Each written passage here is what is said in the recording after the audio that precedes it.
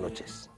No están de moda, pero lo han estado y es posible que alguna vez vuelvan a estarlo. En esto, como en casi todo lo que no tiene fácil respuesta, rige la ley del péndulo. Son los ateos. Ateos y, naturalmente, algo más. Tenemos hoy a tres de ellos, tres ateos de relumbrón, tres ateos razonables y razonadores entre nosotros. Y vamos a hablar con los tres y entre los tres de eso, del ateísmo. Vaya por delante que yo no estoy de acuerdo con sus hipótesis, pues hipótesis son tanto las suyas como las mías, pero vaya también por delante que no voy a opinar, no voy a discutir, no voy a disentir, digan lo que digan en el transcurso de este programa.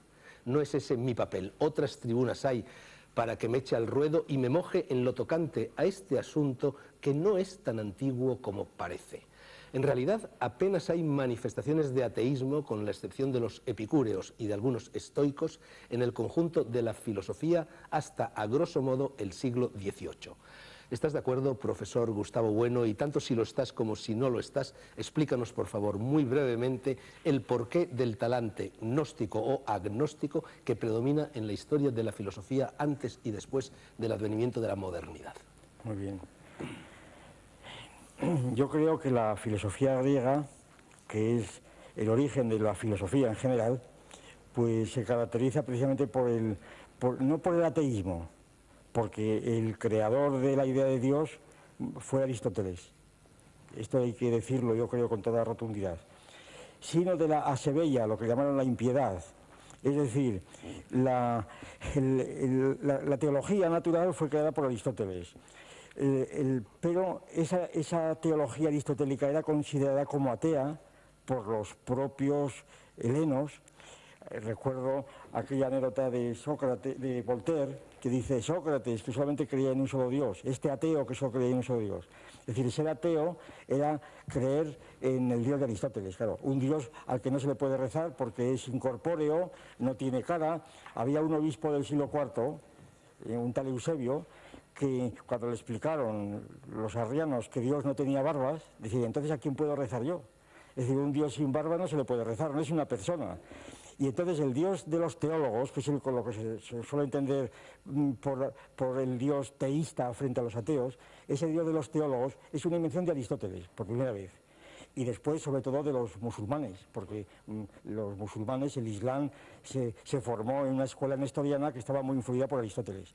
Por tanto, yo creo que aquí hay un punto, y con esto me callo para poder hablar de más. Yo creo que hay un punto esencial en la exposición que se ha hecho, que está muy confuso en nuestro país, deliberadamente confuso, y es lo siguiente: la confusión entre ateísmo y agnosticismo.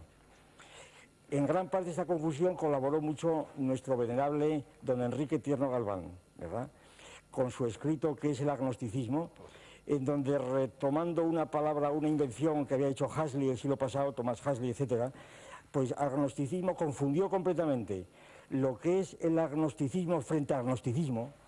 Y gnosticismo es, según los filólogos están de acuerdo, la conferencia de Mesina, ¿no?, de hace año 76, gnósticos son sectas del siglo II, que sostienen que únicamente es posible la salvación por el conocimiento.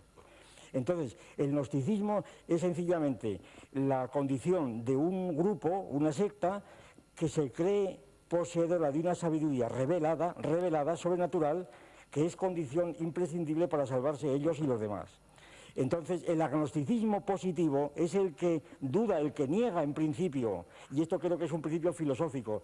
No se puede filosóficamente admitir de ninguna manera que un grupo humano, cualquiera que sea, tenga una revelación en exclusiva, porque esto atenta a la dignidad de la razón, a la dignidad humana, etcétera, etcétera. Ahora bien, el ateísmo, en el sentido aristotélico, que no tiene nada que ver con el agnosticismo, el ateísmo es la discusión sobre si ese Dios sobrenatural, acto puro, causa incausada, que no es el Dios de las religiones, es decir, ese Dios es incompatible con las religiones.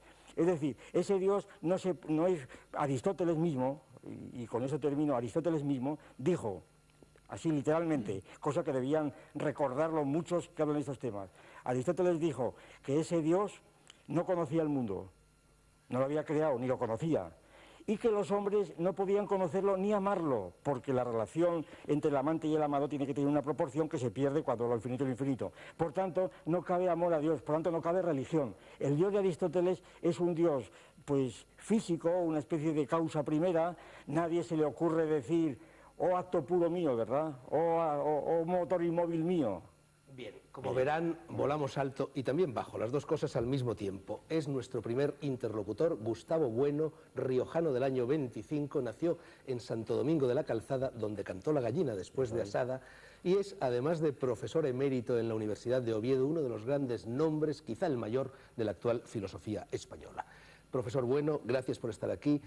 Tú eres para mí un adversario en el terreno del pensamiento, pero ojalá tuviese muchos adversarios tan nobles, tan honrados, tan estimulantes y tan sabios como tú. A su derecha, otro adversario también de talla, Gonzalo Puente Ojea, embajador de España, fue subsecretario de Asuntos Exteriores y apasionado y erudito estudioso del fenómeno de la religión y de la historia de las religiones. Sus puntos de vista se han reflejado en numerosos trabajos de envergadura.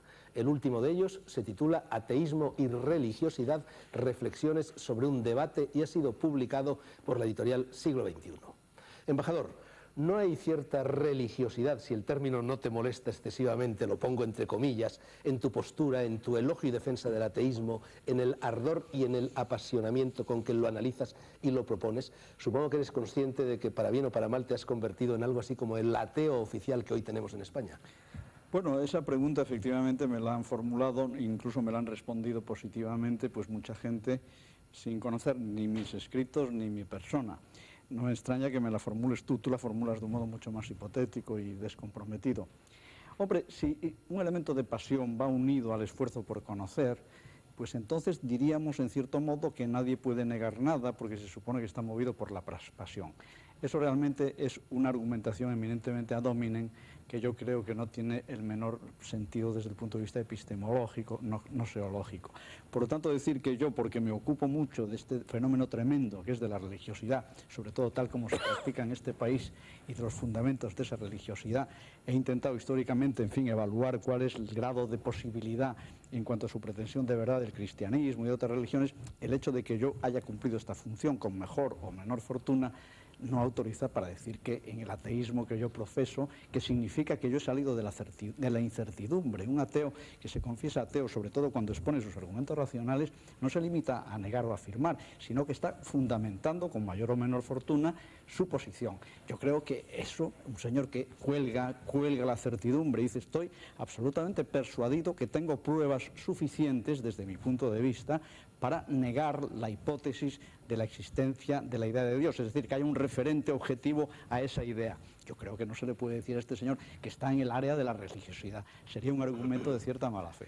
Embajador, ¿cuándo te convertiste al ateísmo o lo eres de nacimiento? Pues mira, yo realmente, como casi todos los españoles de mi época y de mi estrato social, pues realmente yo he sido me he educado muy cristianamente, por una familia muy cristiana, pero yo te puedo decir que me empecé a plantear seriamente dentro de mis instrumentos de abordo y de una manera pues quizá al principio naturalmente modesta, el problema de la verdad, de la fe recibida, pues allá por los 20, 21 años.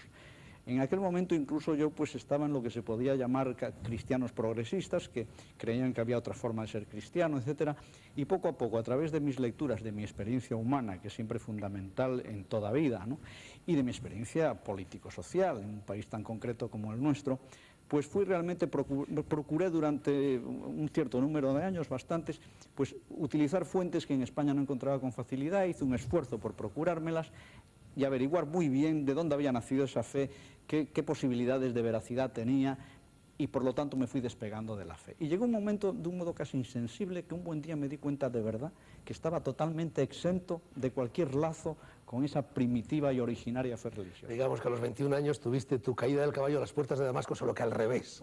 Sí, pero no me llegué a caer del todo, ni me subí del todo, pues estuvo cabalgando mal durante muchos años. Nuestro tercer contertulio es Antonio López Campillo, Campillo a secas, doctor en física por la Universidad de la Sorbona, anarquista, libelista en el mejor sentido de la palabra y coautor junto a Juan Ignacio Ferreras de este curso acelerado de ateísmo que ha aparecido en ediciones Bossa y dentro de ella en la colección La nave de los locos. Campillo, Tu libro lleva una justificación inicial y esa justificación non petita dice lo que sigue. La próxima regulación administrativa de los cursos de religión, esto ha cambiado quizá un poco desde el momento en el que lo escribiste, concediéndoles posiblemente rango de asignatura con puntuación validable académicamente, implica sin duda la legalización de otras asignaturas alternativas para los hijos de padres no creyentes. La tolerancia constitucional obliga a ello y como lo más alterno que hay a la religión en el sentido de la colocación de las hojas en los tallos de ciertas plantas es el ateísmo, pensamos que se regulará, entre otras, una asignatura de ateísmo que se inscribirá en el currículum académico del alumno. Esto que has o que habéis escrito es una especie de catecismo a la inversa, ¿no? Algo así. Es en parte una broma y en parte una declaración. Como se acaba de decir aquí, hay posiciones en que hay que declararlas en los momentos en que caen menos bien. Y en el momento en que hay una llamada, es verdad lo que has dicho, ha dejado de ser de actualidad el proyecto ha caído por las protestas que ha habido y una serie de problemas que hay que poner en lugar de la religión o junto a la religión. Pero el hecho de sacar el libro ha sido la idea de aprovechar que hay un relanzamiento no solo de la religión oficial, sino de las religiones de filósofos, por hablar de algunos, citaré autores, nos pareció oportuno a un nivel pequeño, al nivel que tenemos Juan Ignacio y yo, de decir algo en forma de curso acelerado de ateísmo y al mismo tiempo breve, de forma que se pueda leer, que puedan atacarnos correctamente y nosotros hemos ofrecido pues el flanco para que nos peguen si hace falta, que sabremos defendernos, eso es lo que esperamos. Hemos hablado de los dos últimos libros de Gonzalo Puente Ojea y de Antonio López Campillo, hagámoslo también brevemente del último libro de Gustavo Bueno, El mito de la cultura, ensayo de una filosofía materialista de la cultura, publicado por la editorial Prensa Ibérica.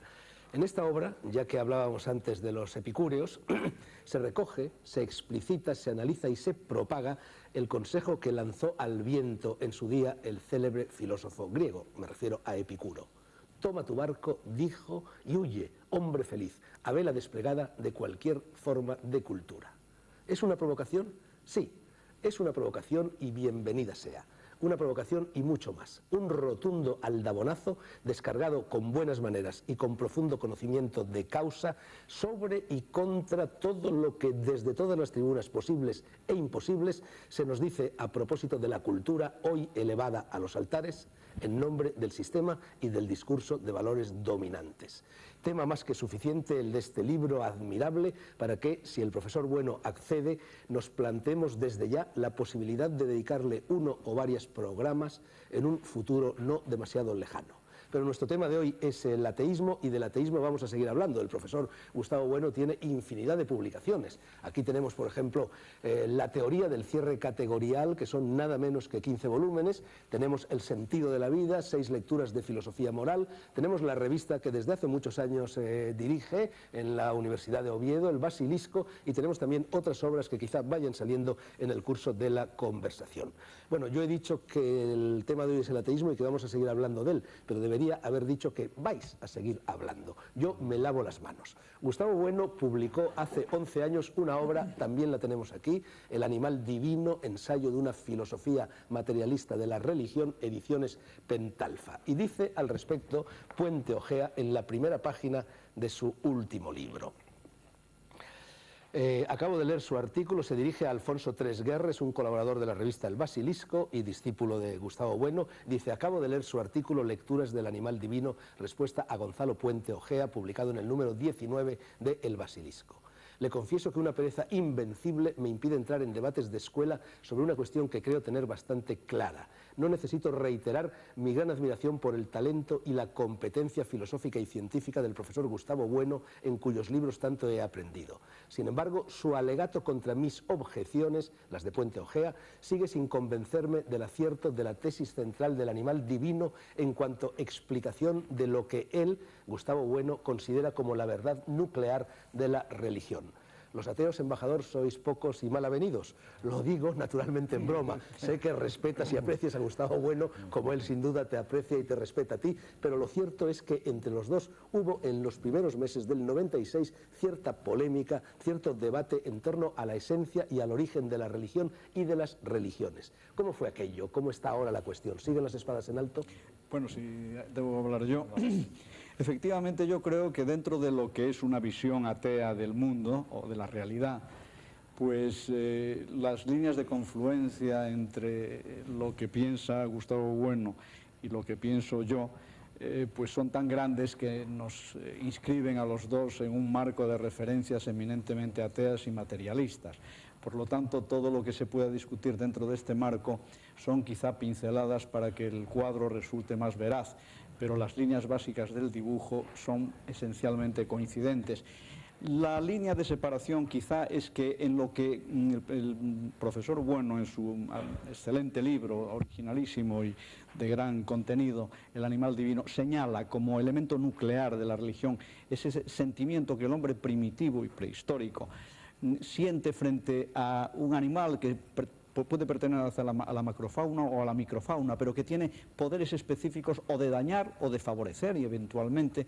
Entonces siente frente a esta realidad que hay un centro de voluntad propia, un alter ego en cierto modo, que tiene poderes sobrenaturales, poderes de tipo luminoso, es decir, mágico si se quiere, por utilizar una palabra más corriente, y que en este sentimiento del hombre ante esta realidad del numen animal, como numen real, él lo explica este concepto muy detalladamente en su libro, es verdaderamente el elemento de verdad de la religión en cuanto a actitud e interpretación de la realidad. Y que después, cuando se va perdiendo este elemento nuclear de la actitud de sobrecogimiento y emoción del hombre ante el numen animal, se va perdiendo todo anclaje con la realidad y entonces la religión deriva pues hacia todas las formas que conocemos, politeístas, etcétera, etcétera, y se degrada y desaparece en cierto modo ese elemento nuclear. La posición mía, que es en definitiva resucitar la tesis de Edward Taylor, formulada en 1871, es que el elemento seminal de ese elemento nuclear que explica cómo nace la religión es la hipótesis del alma, que es una hipótesis formulada por Taylor tomando como referencia no solo los materiales fenomenológicos que él utilizó, que en su tiempo ya eran considerables, aunque no tantos como hoy, y por otro lado interpretando desde un ángulo eminentemente psicológico cuál puede ser la respuesta de un hombre perplejo ante lo que le pasa en el sueño, en las apariciones, en las alucinaciones, en situaciones emocionales, etcétera, qué es lo que le pasa y cómo se lo tiene que explicar racionalmente, aunque sea de forma falsa, pero de una manera más o menos viable, cómo se explica este elemento que él no puede categorizar, entonces él crea la idea de ánima. Y este es el animismo, que es el núcleo de las religiones, porque aquí se habla en los manuales, animismo es lo que profesan algunas tribus de África que adoran a los espíritus, no.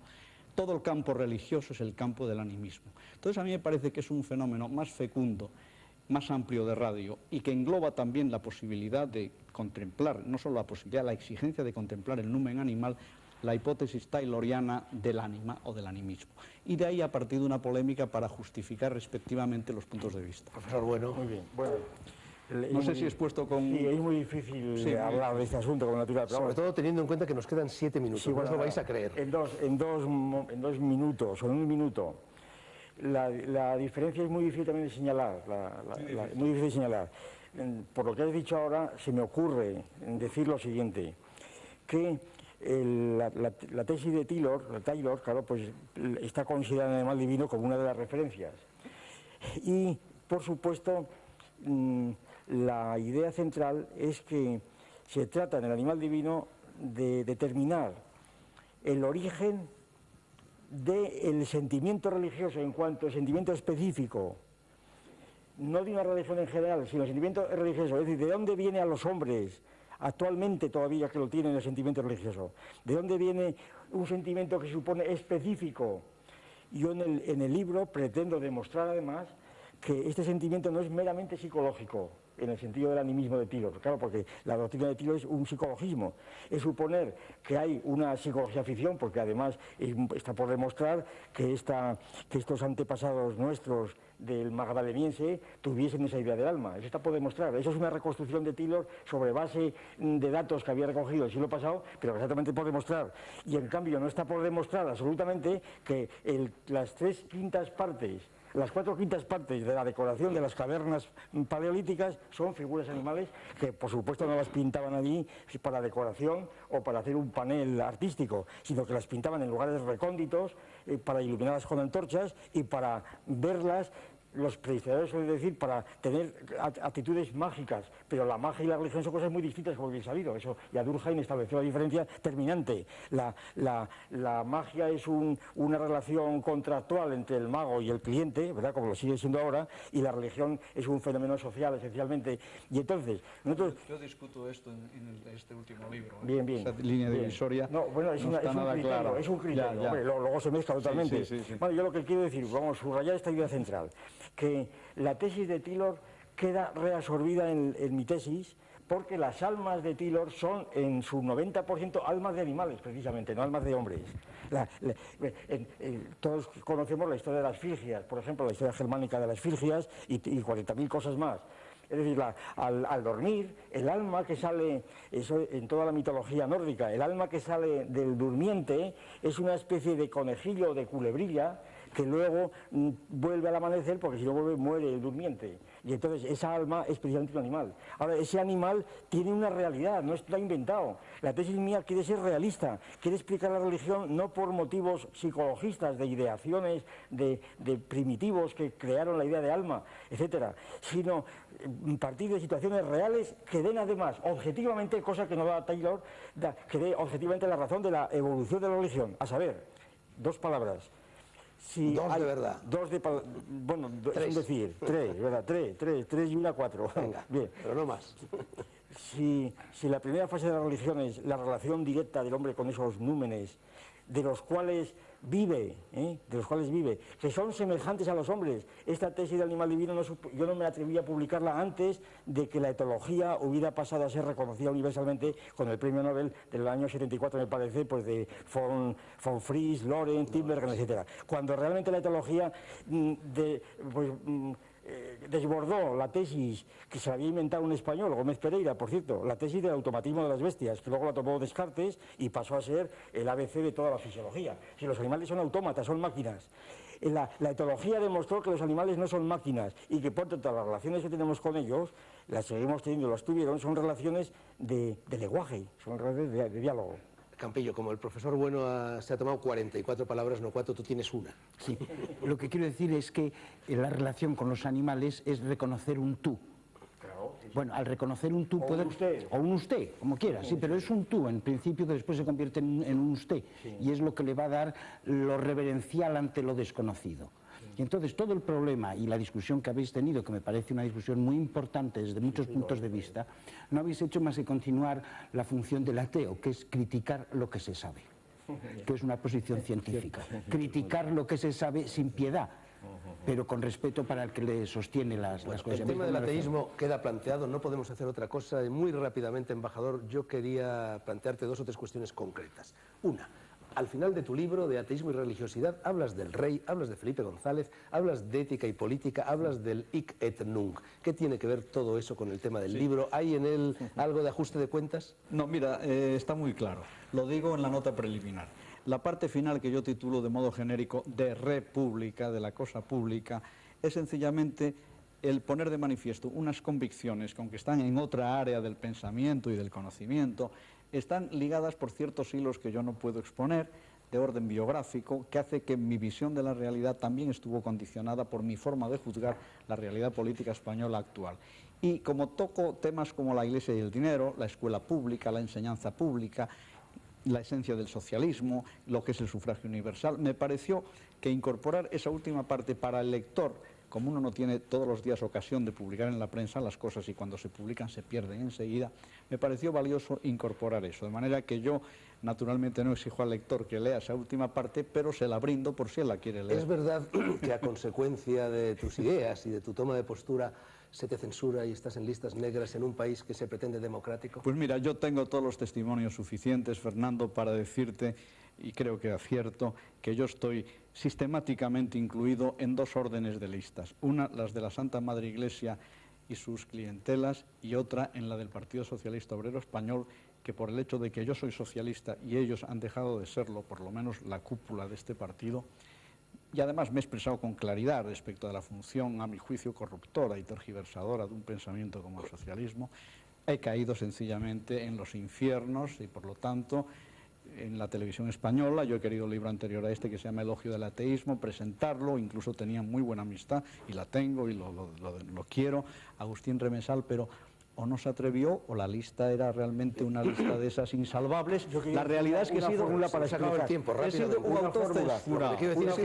censurado. Mientras yo esté al frente de este programa, tú tienes aquí tribuna libre. Una fórmula, y ya poniendo nombres, ¿por qué a ti te censuran o te ponen el veto en ciertos periódicos, que también a mí? Es por una razón... Y a mí también. Bien, pero concretamente a nosotros dos, y para decirlo todo, en El País, el periódico nacional, El País, yo creo que es el prototipo del agnosticismo. Y entonces, es el agnosticismo y el principal enemigo del agnóstico es el ateo. Y esa es la razón del país es que es agnóstico. Muy bien dicho. Parece ser que aquí el único que no está perseguido es Coincido Campillo. con el profesor. Lo estuvo en su tiempo. Lo estuve ya. El siglo XXI, decía André Malraux, será religioso, no será. Como no podemos ya comentarlo, yo voy a permitirme opinar que el siglo XXI será, si sale con barbas como Campillo, San Antón, y si no, la purísima Concepción. De muy poco tiempo hemos dispuesto para debatir tan ancho asunto, el del ateísmo, pero algo es algo. Profesor Bueno, quedamos emplazados para hablar de la sacralización de la cultura. Gonzalo Puente Ojea, embajador, no desfallezcas, los creyentes necesitan personas como tú. Campillo, nos vamos a tomar una copa. Gracias a los tres por estar aquí y gracias a todos los espectadores que nos han prestado su atención. La próxima semana volveremos. Buenas noches. Muchas gracias.